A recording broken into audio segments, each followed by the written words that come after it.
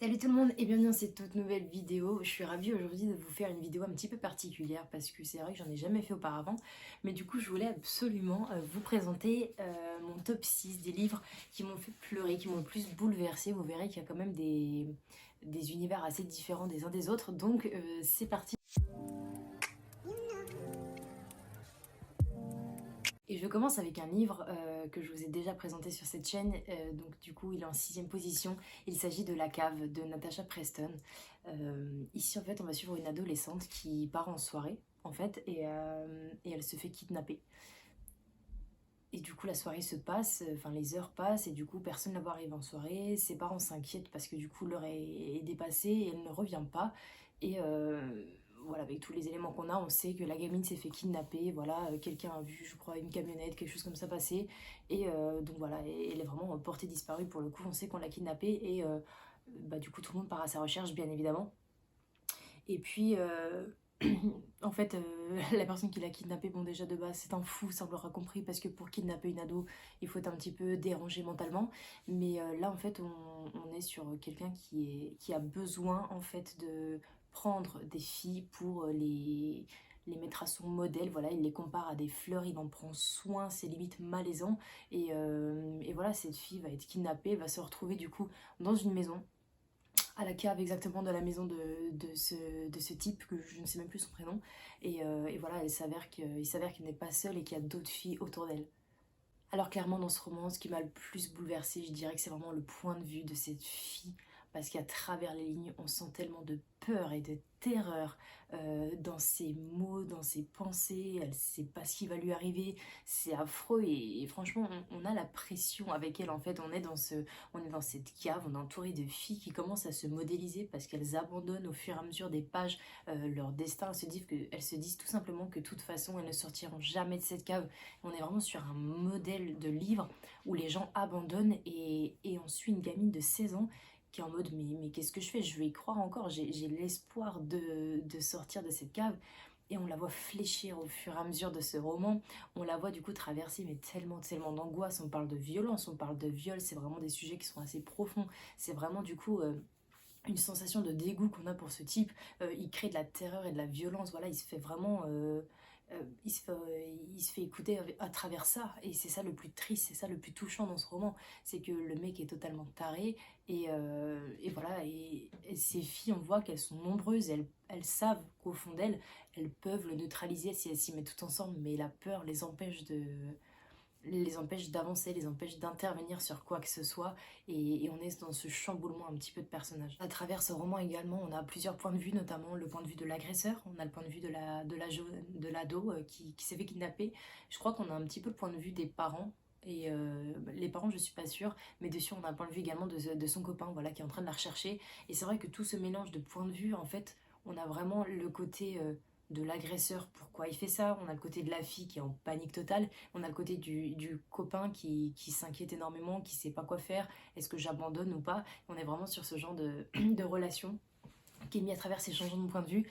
Et je dirais pas que j'ai pleuré du coup tout le long du livre, bien évidemment que non, mais voilà, j'ai pleuré à la fin du livre parce que du coup j'ai eu cette boule au ventre qui était là présente depuis les premières pages, parce que je m'imaginais la scène, les descriptions et l'écriture étaient tellement bien faites que ça en devenait très malaisant, très gênant. Et pour le coup j'ai beaucoup aimé. C'est vrai qu'à la fin bah, le roman se termine, donc c'est vrai qu'en fermant le livre en fait j'ai lâché prise et j'ai pleuré parce que je me dis ok, ce roman est maintenant terminé, il était beaucoup trop pesant à mon goût, mais c'était un très bon roman. Et du coup, j'ai décidé de vous donner une petite citation que j'ai notée, parce qu'il faut savoir que je note quand même pas mal de citations dans chaque roman. Et là, j'avais noté une citation, donc j'en ai un pour chaque livre. Et celle que je me suis notée, c'est: quelqu'un meurt, on peut lui faire les derniers adieux et accepter son départ. Ce n'était pas le cas. Nous ne savions ni où elle était, ni ce qui lui était arrivé. Nous n'avions aucune réponse, rien ne pouvait avoir de fin. Et je trouvais ça beau, du coup, je pense que c'était la citation du coup des parents dans le livre, bien évidemment. Enfin, vu comme c'est tourné, je pense que c'est les parents qui disaient ça, et je trouvais ça très beau. Et c'est parti pour la 5ème position du coup, et j'ai noté Je suis une viking de Andrew David MacDonald. Et là on va suivre une fille, toujours et encore, qui a 21 ans, qui s'appelle Zelda. Et cette fille elle est un petit peu particulière étant donné que quand sa maman est enceinte d'elle, elle buvait énormément. Et voilà maintenant ce qui fait que cette fille est un peu handicapée. surtout mentalement, psychologiquement. Et on va suivre cette fille qui essaye de vivre en fait au jour le jour dans cette vie, qui veut absolument avoir sa liberté, qui veut avoir son indépendance, et elle va tout faire pour l'avoir. Et il faut savoir que pour se forger un petit peu une carapace, Zelda, eh bien elle se crée un monde autour d'elle, elle se crée une bulle, et ce monde en fait c'est un monde de vikings, d'où le titre Je suis une viking. C'est que pour elle en fait c'est une viking qui essaye d'aller au-delà de ses, on va dire, de ses limites pour pouvoir aller chercher un petit peu plus loin dans la vie, pouvoir avoir son appartement, ce genre de choses. C'est un combat quotidien pour elle, et d'où le titre qui je trouve qui est très très bien adéquat du coup avec ce roman.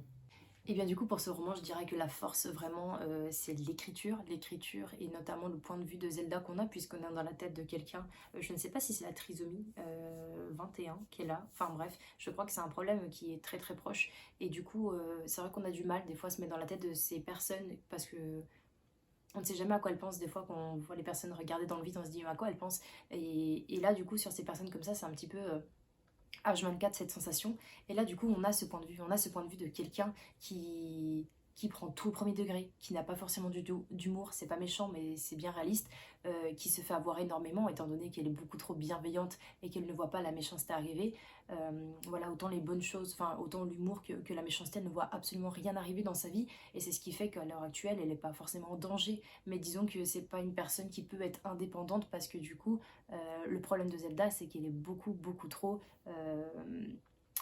ancrée dans son univers de viking.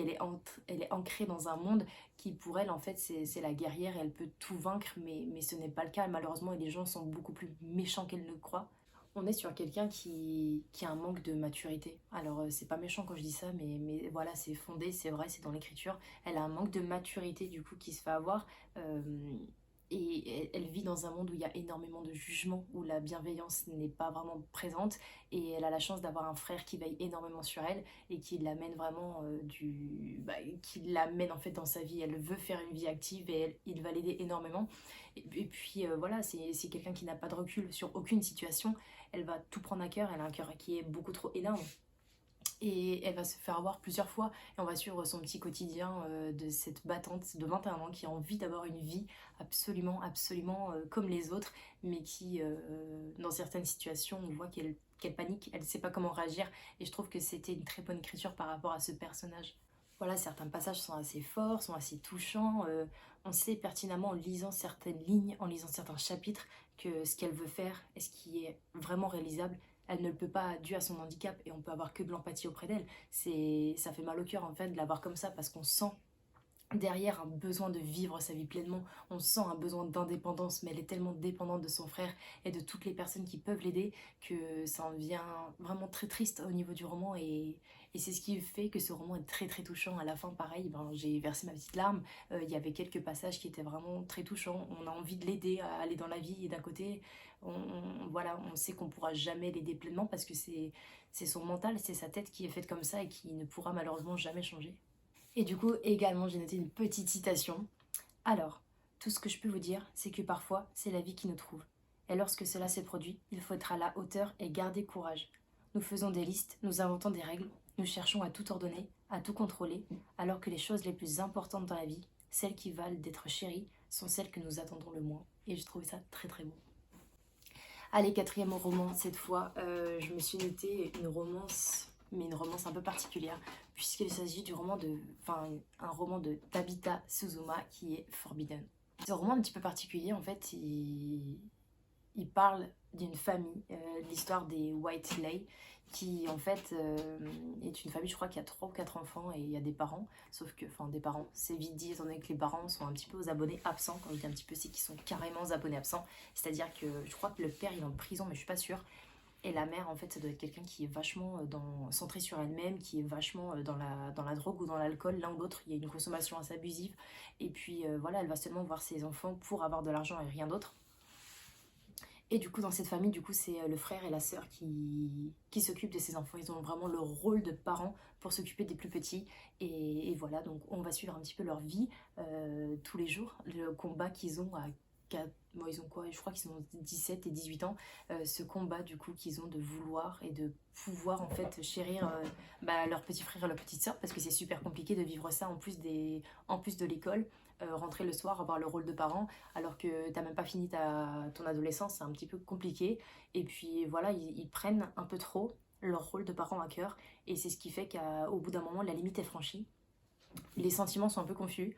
On a ce mélange de sentiments. Est-ce que c'est fraternel? Est-ce que ça ne l'est plus? Et le cap est franchi, la barrière est tombée. Et voilà, il y a ce cap qui fait que du coup, il n'y a plus aucun retour en arrière. Et ce qui fait que le rôle de parent, ils l'ont un peu trop à cœur. Et voilà, on est dans une romance interdite, où les ados vont devoir se cacher de tout le monde parce que du coup ils ne veulent absolument pas mettre en péril leur famille qui est déjà assez bouleversée, assez bancale comme ça. Et c'est la force de ce roman, voilà. Voilà, ce roman, c'est un roman très crève-cœur. On est plongé dans une eau glacée sur un sujet très tabou. On est sur un sujet assez sensible à décrire au niveau des livres. On peut trouver ça dégueulasse, on peut trouver ça tout ce que vous voulez, mais moi j'ai trouvé que ce roman était bien fait, j'ai trouvé que le roman était beau, il a été très bien écrit, il n'y a pas eu ce dégoût en fait que j'aurais pu avoir quand on l'avait écrit la première fois. J'étais là en mode mais pourquoi tu veux lire une romance sur un frère et une sœur quoi, enfin je veux dire où est l'intérêt? Et je l'ai trouvé en lisant ce livre, je l'ai trouvé en terminant ce roman qui est très touchant, qui est merveilleux à lire. C'est un combat qu'ils font également dans ce roman où les ados veulent être du coup veulent être amoureux, veulent former une famille, mais l'un et l'autre c'est pas possible. Ils le savent en fait que c'est interdit, mais ils ne peuvent pas s'en empêcher et ils savent qu'au bout d'un moment il va falloir arrêter. Mais est-ce que du coup il y a un retour en arrière qui est possible avec tout ce qui se passe? C'est un peu la question. C'est vrai qu'au début du roman, et ça s'est confirmé dans les chapitres un petit peu qui ont suivi, on a l'impression de lire une tragédie. On sait, on sent le fait que cette famille a besoin d'espoir, a besoin de bonnes ondes. Et plus le roman passe, et plus on se dit putain, mais il est où l'espoir là-dedans? Mais qu'est-ce qui va se passer? Parce que du coup, c'est super compliqué de vouloir avoir de l'empathie pour des personnages où t'as l'impression qu'il leur arrive que des merdes H24. Et dans ce roman, mais j'ai l'impression que les pauvres, ils sont nés pour avoir une vie pourrie. Et, euh, et ça fait mal au cœur. Et c'est ce qui fait que ce roman, bah, je le compare un peu à une tragédie. Et c'est un peu délicat de parler de ce sujet. Et voilà, mais en tout cas, j'étais super contente de l'avoir lu parce que c'était vraiment un. C'est pas un beau mon cœur, loin de là. Voilà, c'est un crève-cœur, comme je l'ai dit. Mais ça fait du bien de lire des romans, des fois, qui nous disent que ben, dans la vie, tout n'est pas rose. Et spécialement chez eux, dans cette famille où on a envie que tout aille bien. Et tout se barre, quoi. Tout part dans le néant à chaque chapitre. Et tu te dis, mais c'est pas possible. Où est le chapitre où tout va bien, quoi? Et j'ai l'impression de jamais le trouver. Et voilà, donc pour définir un petit peu ce roman, je dirais que c'est un roman qui est vraiment génial à lire par sa noirceur, par son côté sombre, par sa fragilité, fragilité de la famille, fragilité des adolescents qui ne savent plus où aller, il n'y a pas de figure parentale, c'est encore plus compliqué de se mettre dans le bain de la vie de tous les jours. Et, et voilà, je pense que c'est l'un des romans qui m'a le plus touchée et qui m'a marqué énormément durant mes années, on va dire, de lecture. Et du coup, petite citation forcément. Quelque chose s'est brisé en moi. Je n'ai plus l'énergie nécessaire pour respirer correctement. Continuer de respirer, c'est continuer de vivre et donc de souffrir. Je n'en peux plus. Et, euh, et cette citation, elle est tellement belle et elle arrive dans une situation tellement compliquée pour eux alors que tout se passe déjà très très mal. Et il y a un coup de massue qui arrive et ce roman, bah, il vous fait vous effondrer. C'est impossible de ne pas pleurer dans ce roman et je vous invite à le lire, ne serait-ce pour avoir un petit peu un petit aperçu de ce sujet parce que c'est très très beau. En troisième position, eh bien, j'ai noté Dans le murmure des feuilles qui dansent, qui est écrit par Agnès Ledig. Et ce roman, il parle de destin croisé. On va suivre une jeune femme qui s'appelle Anaëlle, qui a eu un accident de voiture et qui malheureusement, je crois qu'elle a perdu l'usage de ses jambes et elle se retrouve enfermée, je me comprends, chez elle. Elle va se découvrir des passions, notamment l'écriture, et puis elle va se remettre dans son travail. Je crois qu'elle a un travail où elle peut rester à la maison tranquille, donc c'est l'avantage. Mais mais sa vie bascule, bien évidemment, elle a plus la même mobilité, c'est un peu compliqué. Et elle va commencer une relation épistolaire avec quelqu'un, je sais plus qui exactement. Et d'un autre côté, nous avons Thomas qui va lire des histoires et qui va raconter énormément de choses sur la nature et sur la vie de tous les jours à son petit frère qui s'appelle Simon et qui est à l'hôpital depuis maintenant quelques mois. Et on va suivre ces deux destins, ces deux chemins qui vont finir par se croiser. C'est vrai qu'au premier abord, on peut dire que cette histoire, elle part un petit peu anodine parce que les destins croisés, on connaît, on a déjà vu. Et puis, au fur et à mesure des choses, on s'aperçoit qu'ils ont tous les trois, on va dire, un passé beaucoup plus que tourmenté. C'est un passé qui est très laborieux et ils ont eu des épreuves énormément difficiles et ils les vivent encore à l'heure actuelle. Ce qui fait que ce roman est vraiment fragile du début à la fin. Il y a une corde sensible qui vous maintient vraiment du début à la fin des chapitres et c'est une très jolie écriture qu'on a avec énormément de paysages, énormément de jolis mots. En fait, on a vraiment le côté épistolaire avec les jolis mots, les belles lettres, les belles phrases, et on a le côté vraiment beau de la nature, de la vraie vie de côté, avec les histoires racontées par le grand frère. Et les deux vont se rejoindre, et j'ai trouvé ça très beau, très fluide, et ça m'a pris un petit peu à la gorge dans certains passages, parce que c'est vrai que c'est assez difficile à lire par période, quoi. On sent que les personnes sont un petit peu à bout de force, veulent abandonner, mais la vie est là, quoi. On va dire qu'ils ont trouvé un point d'ancrage pour pouvoir continuer à vivre, même si c'est pas facile tous les jours. Et puis on peut dire aussi que les personnages, en fait, notamment à travers la relation épistolaire ou même par rapport au petit frère et au grand frère, ils ont trouvé quelqu'un à qui se confier. Ils ont trouvé du coup leur âme sœur, on va dire, dans la vie. Et c'est ce qui fait que ça les aide à tenir à un moment très propice de leur vie. Et c'est très beau, autant une personne qu'on ne connaît pas peut nous aider, autant quelqu'un qu'on connaît absolument peut nous aider du début à la fin, et je trouve ça très joli à lire. J'avais l'impression en fait de lire un livre où l'histoire pouvait se briser à tout moment, parce qu'on est vraiment sur une ligne tellement fine qu'on se dit mais où l'autrice veut nous emmener. Et puis on a forcément de l'empathie pour quelqu'un qui perd l'usage de ses jambes, on se demande comment nous on réagirait, comment nous on ferait avec quelqu'un de proche, et puis on est soit dans sa tête, soit dans sa peau, soit on est dans la peau et dans la tête d'un enfant qui est à l'hôpital H24 et ce roman il est d'autant plus touchant, c'est impossible de ne pas s'accorder un minimum d'importance, un minimum d'empathie pour ces personnages qui vivent une période et une vie super difficile. Voilà, pour conclure, je dirais que c'est un roman qui nous permet de prendre du recul énormément sur la vie, sur la chance qu'on a de vivre, sur la chance qu'on a d'être en bonne santé et sur la chance qu'on a fait tout simplement de pouvoir avoir la nature autour de nous, de pouvoir souffler, de pouvoir s'évader dans des décors et des paysages très beaux qu'on peut avoir, notamment en France, et je trouvais ça très chouette. Et du coup, au niveau de la citation, j'en ai noté une particulièrement, il y en avait plusieurs, mais forcément, j'allais pas vous lire tout le livre. Je me suis notée, et puis un jour, vous comprenez que la vie est ici, dans l'instant, puisque rien ne dit qu'elle sera là encore demain, et après-demain, et les jours suivants. Alors vous la traversez un peu plus fort, un peu plus doux, un peu plus rire, un peu plus fou. On arrive du coup dans la deuxième position, et j'ai bien évidemment mis dans ce top 6 La couleur des sentiments de Catherine Stockett, il me semble. Stockett, exact. Pour les personnes qui n'en ont pas entendu parler, même si je pense que c'est une histoire que tout le monde connaît à peu près parce que c'est un livre qui a été adapté en film, nous sommes en 1960 dans le Mississippi et comme vous le savez, il y a toujours eu ce problème de racisme bien évidemment et il faut savoir que les personnes noires, surtout à cette époque, s'occupaient principalement de faire le ménage chez les personnes blanches et c'était leur vie.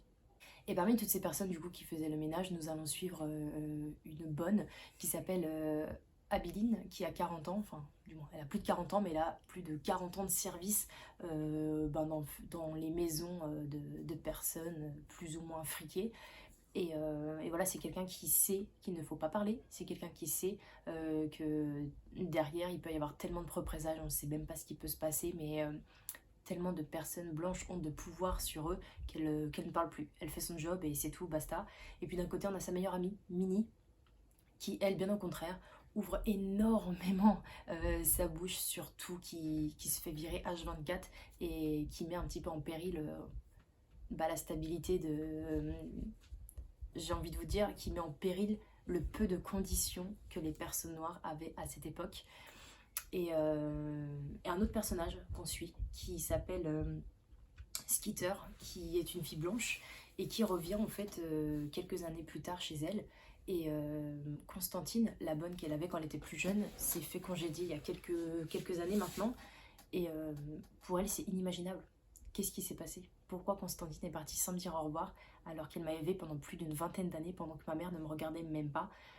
Et c'est le parcours du coup qu'on va suivre d'un point de vue des bonnes et d'un point de vue de Skeeter qui a envie de savoir qu'est-ce qui s'est passé vraiment et qui sent que ça sent mauvais quoi. Et comme vous pouvez le voir, d'après le résumé, c'est un roman qui est fort, notamment par son sujet. C'est un roman qui est d'autant plus touchant. C'est vrai on est sur des conditions de travail très très atroces. On est sur des conditions de travail telles que des animaux.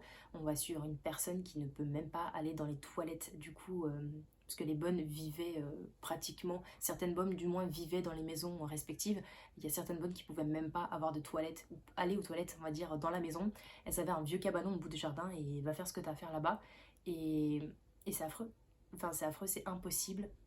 T'as l'impression que l'humain, que l'homme avec un grand H, le statut de l'homme avec un grand H, est réduit à néant, est réduit en fait à un vieux statut de domestique vulgaire.